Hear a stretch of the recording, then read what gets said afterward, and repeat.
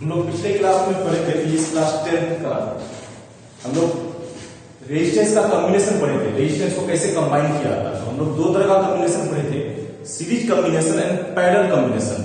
क्या पढ़े थे? Series combination and parallel combination. Series combination के बारे में जाने थे, इसमें क्या क्या होता है। पैरेलल कॉम्बिनेशन के भी बारे में जाने थे, इसमें क्या क्या होता है। अब इक्विवेलेंट रेजिस्टेंस पढ़ना हम लोगों को नया टॉपिक है, इक्विवेलेंट रेजिस्टेंस। और दोनों के बारे में पढ़ना है, सीरीज के बारे में भी पढ़ना है और पैरेलल के बारे में भी पढ़ना है, इक्विवेलेंट रेजिस्टेंस। तो पहले हम लोग सीरीज के बारे में पढ़ेंगे। तो टॉपिक बनाएंगे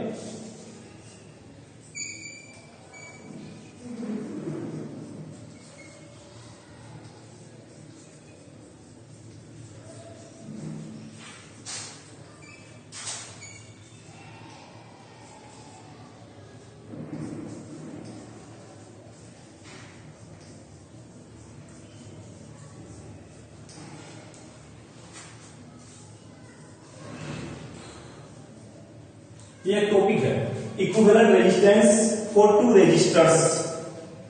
दो के लिए, दो के बारे में पढ़ेंगे, कनेक्टेड इन सीरीज।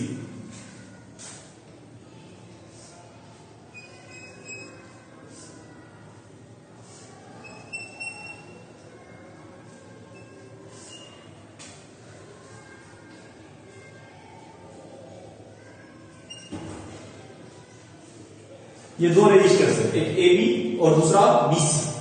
इसको R1 मानेंगे, दैट इज रेजिस्टेंस यानी रेजिस्टर 1, इसको R2 मानेंगे। हम लोग पढ़े थे कि सीरीज में करंट सेम रहता है, इसका करंट भी I है, इसका भी करंट I है। पोटेंशियल बढ़ता है, इसका पोटेंशियल V1 और इसका पोटेंशियल V2। करंट सेम रहेगा। हम लोग पहले पढ़े थे कि सीरीज में जो होता है करंट सेम रहता है, पोटेंशियल बढ़ता है, पोटेंशियल वेरी करता है।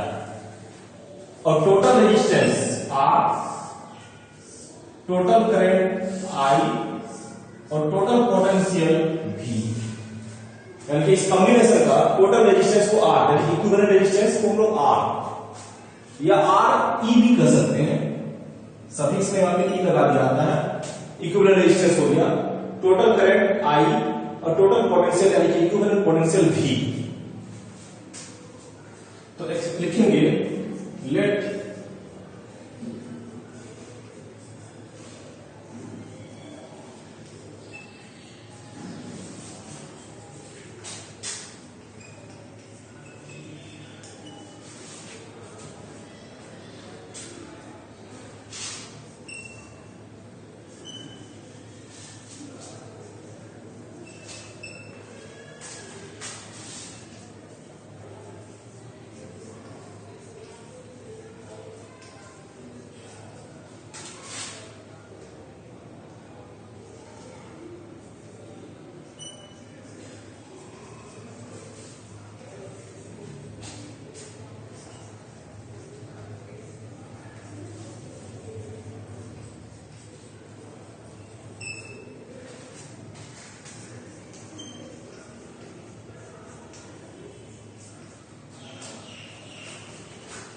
Let R1 and R2 are connected in series. R1 has current I and potential V, whereas R2 has current I and potential V.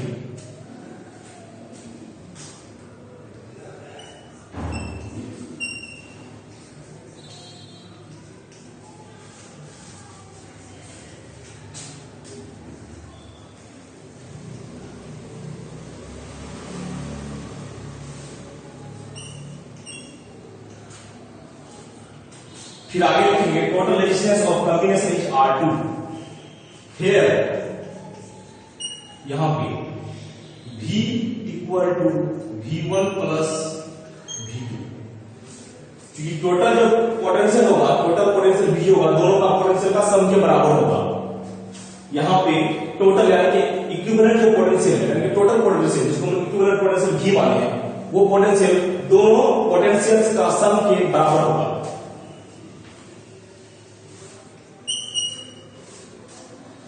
इसको हम लोग यहां पे लिख रहे हैं, इसको हम आगे बढ़ाएंगे। इसी के बाद इसके बाद लिखेंगे फ्रॉम ओम्स लॉ,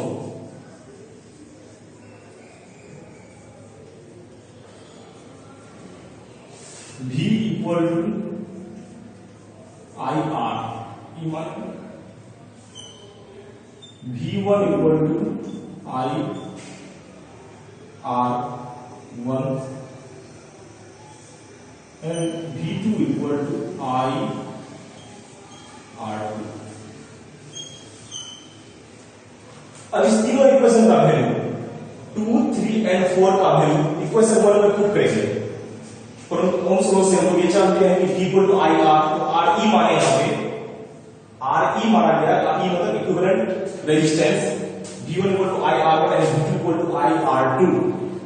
अब इस तीनों इक्वेशन का वैल्यू यानी कि V का, V1 का और V2 का, V का, V1 का और V2 का, तीनों का वैल्यू इस इक्वेशन में पुट करेंगे।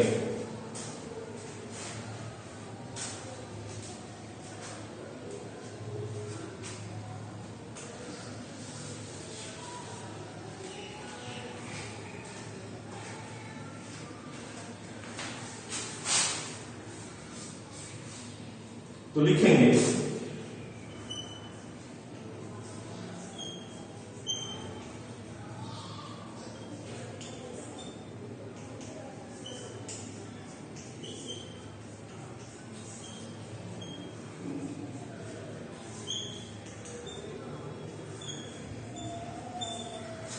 ठीक, तो V equal to I R E I R1 plus I R2 implies that I RE, I यहाँ पे common, R1 plus R2, I cancel out, RE equal to R1 plus R2. This is the expression for equivalent resistance for two resistors connected in series. This is the expression of equivalent resistance for two resistors connected in series.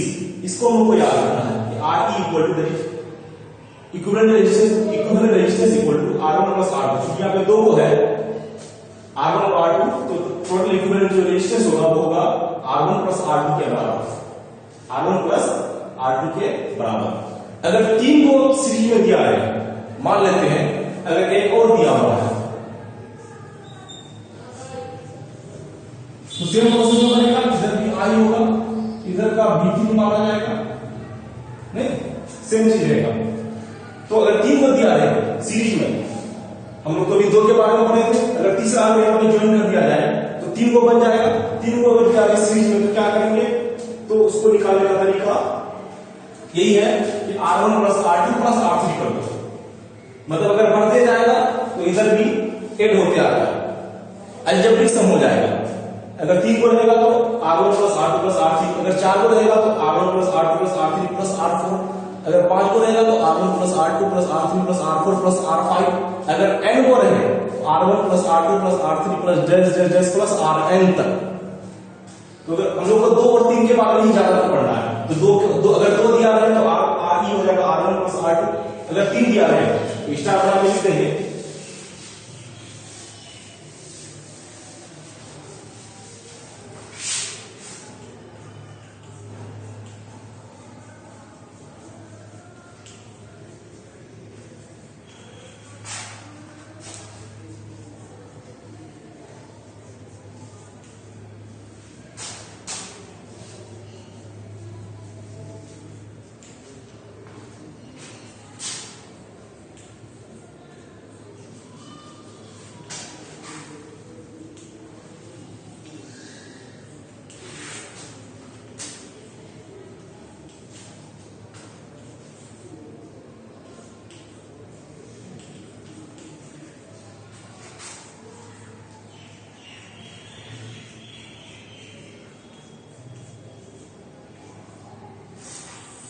यानी कि तीन को कर दिया रहेगा, if three resistors R1, R2 and R3 are connected in series, their equivalent resistance RE will be RE equal to R1 plus R2 plus R3। अगर चार को दिया है तो R1 plus R2 plus R3 plus R4, 5 को दिया है तो R1 plus R2 plus R3 plus R4 plus R5, यानी कि अलजेब्रिक सम उसका करना है, जो भी होगा। 4 बोलेगा तो 4 को जुड़ेगा, 3 बोलेगा तो 3 को जुड़ेगा, 2 बोलेगा तो 2 को जुड़ेगा। तो ये डेरिवेशन हुआ। जैसे हम पहला वाला पढ़े, दो रेजिस्टर्स था अलग अलग, उसको सीरीज में कंबाइन किया गया तो इक्विवेलेंट रेजिस्टेंस कितना होगा, तो उसको हम लोग निकालने का तरीका डेरिवेशन पढ़े, वो एक एक्सप्रेशन निकालने का तरीका होगा। अब हम लोग पैरेलल में जाएंगे, यही 2 और 3, 2 रेजिस्टेंस और 3 रेजिस्टेंस को लेकर पैरेलल में पढ़ेंगे। पैरेलल में इक्विवेलेंट रेजिस्टेंस क्या होता है, उसका एक्सप्रेशन क्या होता है, अभी हम लोग सीरीज में पढ़ रहे थे, फिर पैरेलल में पढ़ेंगे।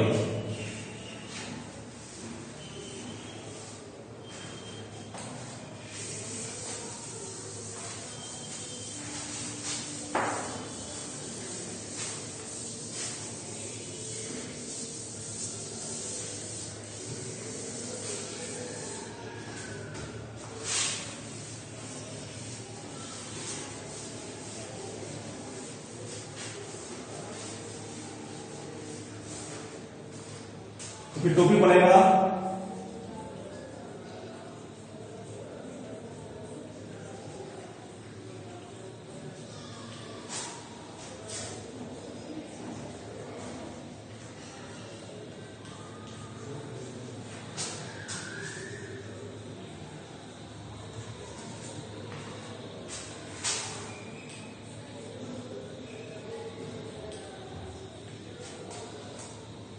टोपी बना इक्विवेलेंट रेजिस्टेंस और 2 रेजिस्टर्स कनेक्टेड इन पैरेलल। पहले तो डायग्राम बनाएंगे।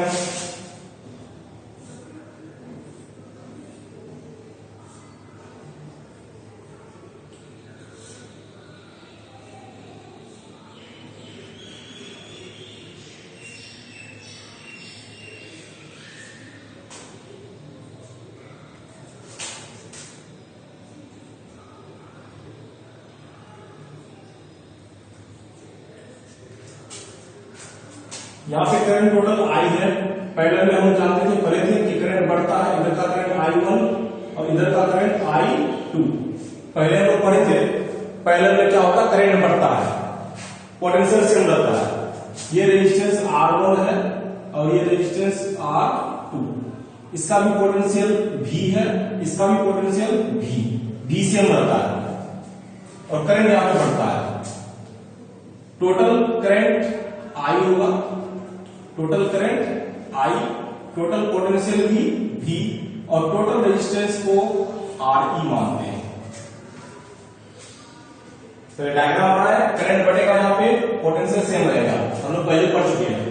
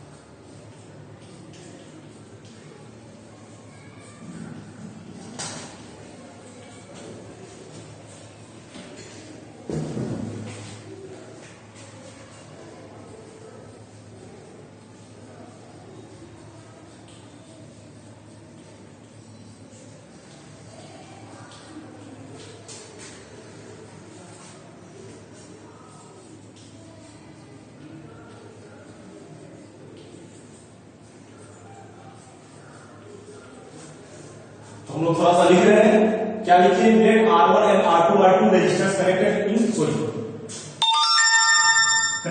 Parallel. Let R1 and R2 resistors connected in parallel. R1 has current I1 and potential V, whereas R2 has current I2 and potential V. Equivalent resistance of the combination is Re.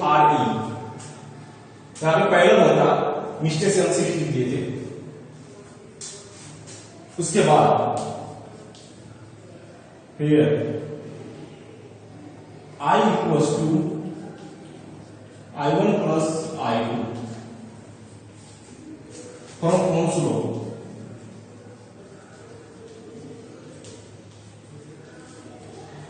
From Ohm's law, V equal to I RE.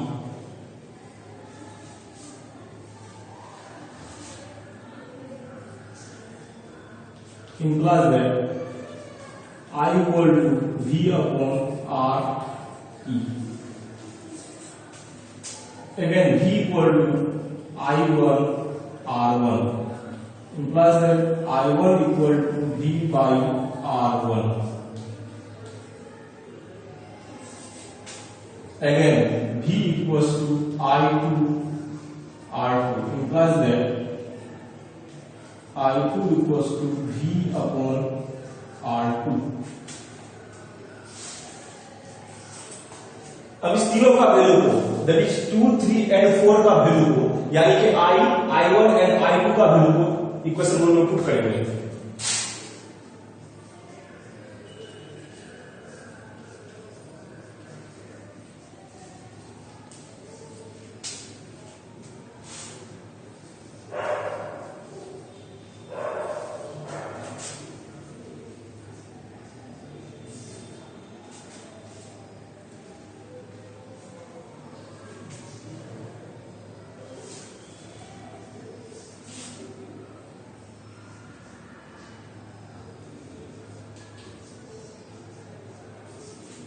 Putting the values of equation 2, 3 and 4 in equation 1, तो क्या हो जाएगा V upon R E equal to V upon R1 plus V upon R2.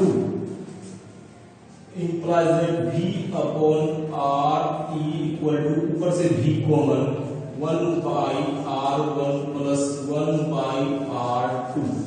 V cancel out, तो क्या बचा, इसको हम erase कर रहे हैं, वो इसको हम आगे बढ़ाएंगे.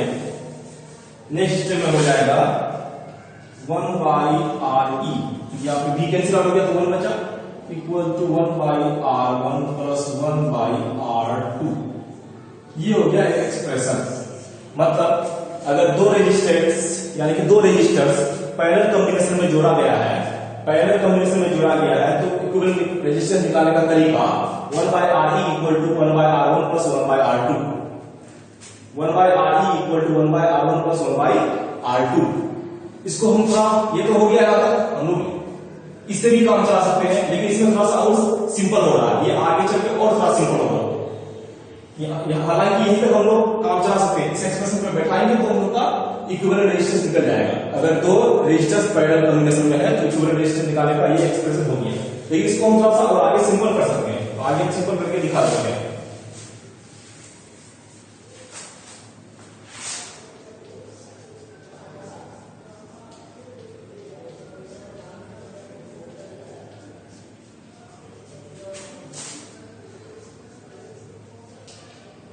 एलसीएम लेंगे यहाँ पे R1 into R2, तो यहाँ पे हो जाएगा R2 और यहाँ पे हो जाएगा R1.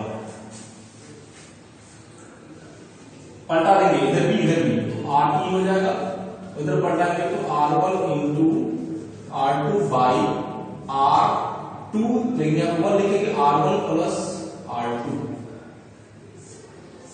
ये डायरेक्ट बन गया, डायरेक्ट निकालने का तरीका. ये डायरेक्ट इक्विवेलेंट रेजिस्टेंस मिल गया R1 into R2 by R1 plus R2. यानी कि अगर दो रेजिस्टर्स पैरेलल कॉम्बिनेशन में जोड़ा गया है तो इक्विवेलेंट रेजिस्टेंस डायरेक्ट निकालने का तरीका RE equal to product of resistors by sum of resistors. Product of resistors by sum of resistors. इसमें बैठाएंगे तो ज्यादा आसान से निकल जाएगा. हालांकि इसमें बैठा के निकाल सकते हैं, कोई दिक्कत नहीं है, लेकिन इसमें डायरेक्ट निकल रहा है. इसमें 1 के नीचे है 1 by RE है, इसमें डायरेक्ट RE निकल रहा है. तो product of both resistors by sum of both resistors. अगर 3 रेजिस्टर जुड़ा हुआ या फिर दो के बाद में हम पड़े, अगर 3 रेजिस्टर जुड़ा हुआ है तो क्या होगा, तो सिर्फ यहाँ पे अगर 3 रेजिस्टर जुड़ा हुआ तो प्लस 1 by R3 हो जाएगा. अगर 4 जुड़ा है तो प्लस 1 by R4 हो जाएगा. 5 जुड़ा है तो प्लस 1 by R5 हो जाएगा.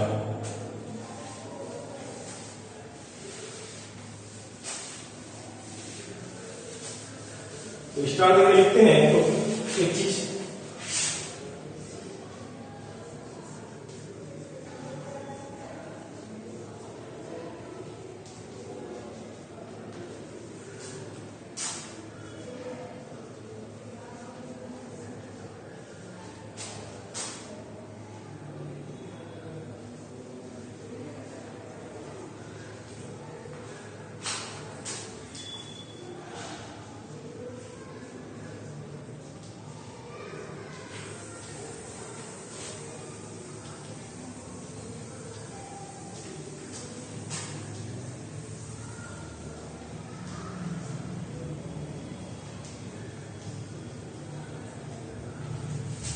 तो क्या हो जाएगा 1 by R E equals to 1 by R1 plus 1 by R2 plus 1 by R3।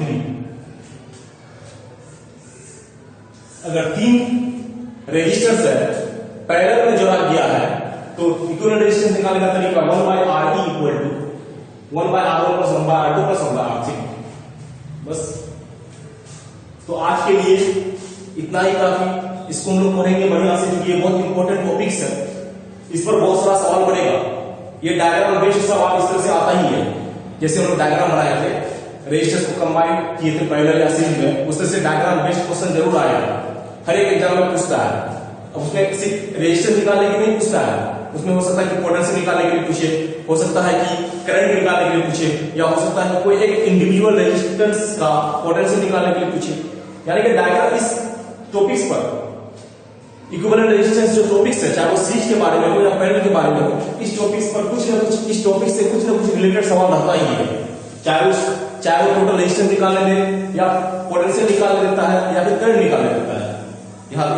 यानी कि इस टॉपिक से जो हम लोग पढ़े रेजिस्टेंस के बारे में, इक्विवेलेंट रेजिस्टेंस, चाहे वो सीरीज के बारे में और पैरेलल के बारे में, इससे रिलेटेड कुछ ना कुछ क्वेश्चन आता ही है। इससे इसको बहुत बढ़िया से पढ़ना है, इस एक्सप्रेशन को कॉपी में ऑब्टेन करना है, कॉपी पे लिख के करना है। मतलब फॉर्मूला कैसे, एक्सप्रेशन कैसे निकाला गया, जैसे ये एक्सप्रेशन कैसे निकाला गया या ये एक्सप्रेशन कैसे निकाला गया, कैसे प्रूव किया जाता है, उसको हम लोग को बढ़िया से करना है, डिराइव करने के लिए सीखना है, प्रूव करने के लिए सीखना है। Thank you. आज के लिए काफी। नेक्स्ट क्लास में नेक्स्ट टॉपिक।